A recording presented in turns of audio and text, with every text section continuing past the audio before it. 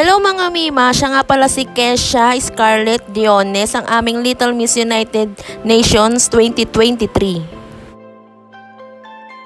So ayan, for today's video, naka-UN costume ang ating mga kids. Magpaparada nga pala sila dito sa may barangay. Tapos after paikot, magka-Halloween costume naman sila para sa trick or treat. And ayan, gusto ko nga din pala magpasalamat kay Ma'am Jane sa pag-support sa mga kids, sa mga ganyang event, and sa pagmamahal niya sa mga bata ng pantay-pantay. So ayan, mapapansin nyo, yung iba nga hindi naka-United Nation kasi nga yung iba is naisaoli na nila yung nirent nilang costume. Kaya yung iba is naka-PE at yung iba is nakapang Halloween costume na.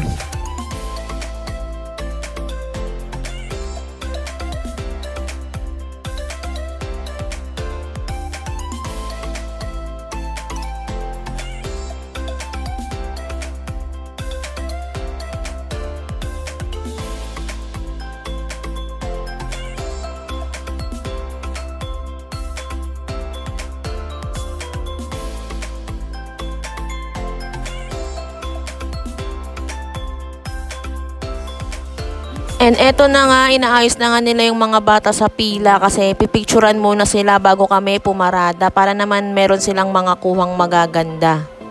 Grabe, ang cute nilang tignan, tapos ang cute ng mga costume na suot nila.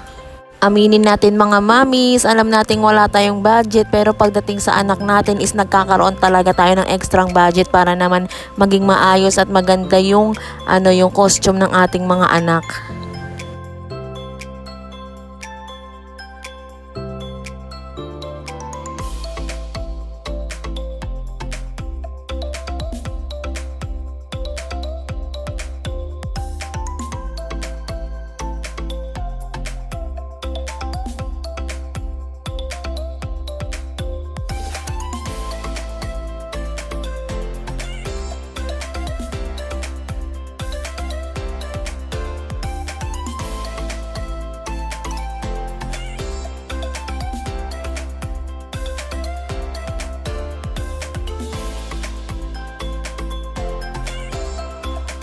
Eto na nga, nag-start na nga kaming magparada. Napapansin nyo, nasa unahan kami kasi yung sounds nasa akin, yung sa cellphone ko yung ginamit na pang sounds. Hindi ako pwedeng lumayo doon sa may sasakyan kasi mawawala yung sounds, hindi aabot yung Bluetooth doon sa may speaker. After nilang mag-UN parade, ayan, magpapalit na sila ng pang trick or treat na costume. Bali, hindi ko na pala na-videoan kanina yung sa nila sa UN parade kasi nga sa cellphone ko kinunik yung sounds. Kaya bumalik ulit ako sa bahay para kunin yung isang cellphone. Tapos ayan, doon ko na kinunik sa speaker para naman makapag-video ako kapag magti-trick or treat na sila. And ayan, si Isay, nabihisan ko na nga din. Dali-dali akong nagbihis dyan kasi nga mag-i-start ng mag-trick or treat. Bumalik pa nga ako sa bahay para kunin yung cellphone. And buti na lang napaspasan kong bihisan si Isay. Kila Ate Lani nga pala kami unang nanghingi ng candy, and ayan, hindi ko na nga din na-videoan kasi nga si Isay makulit, tinahabol ko, nangunguna kasi siya. Pag nabigyan na siya ng candy, ayan, maglalakad na siya. Akala niya wala siyang kasama, akala niya siya lang mag-isa. Kaya ayan, grabe habol talaga ako kay Isay.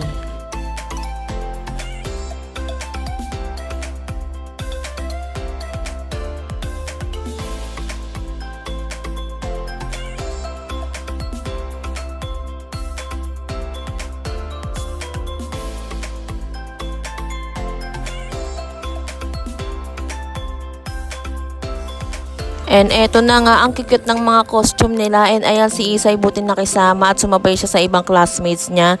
And pasensya na nga pala sa ibang mommies kung hindi ko sila na-videoan or naisama dito kasi nga binabantayan ko talaga si Isay kasi wala siyang pakialam. Basta pag may mga ganyang event, may sarili siyang lakad. Sobrang kulit kasi talaga niyan, kaya bantayan ko talaga yan si Isay.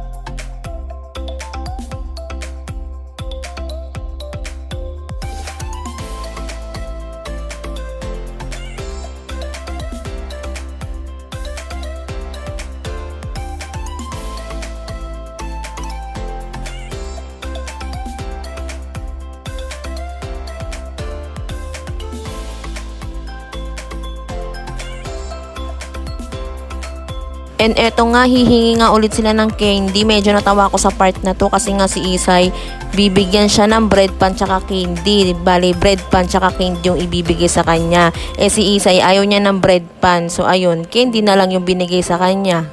Aba, ang choosy ng aking anak.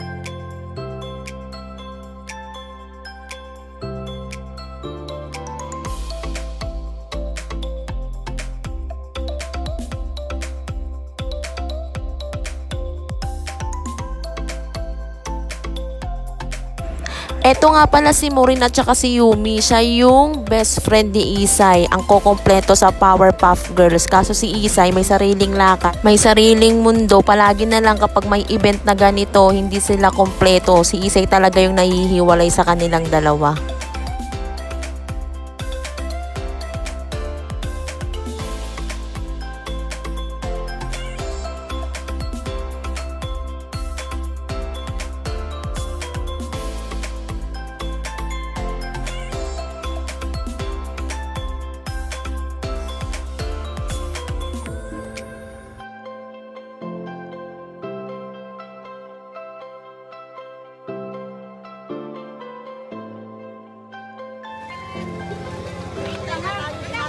Tay! Kunin niyo na muna lalaki. Dami. Anak ko. Bawasan natin yung candy mo. Anak ko, dami. Lalagyan pa lang. Mahulog ah. Wala ka naman. Bakit ba ako? Kaya palagyan mo.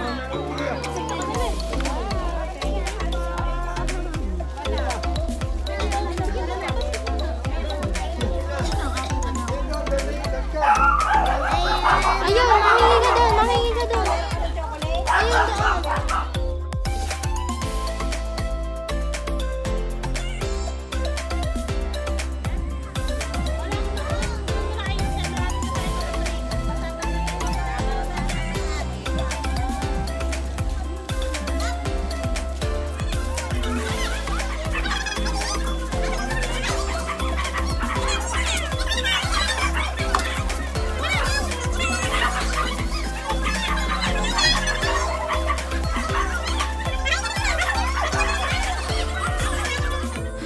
Hi Kesha, ang aming Little Miss United Nations 2023.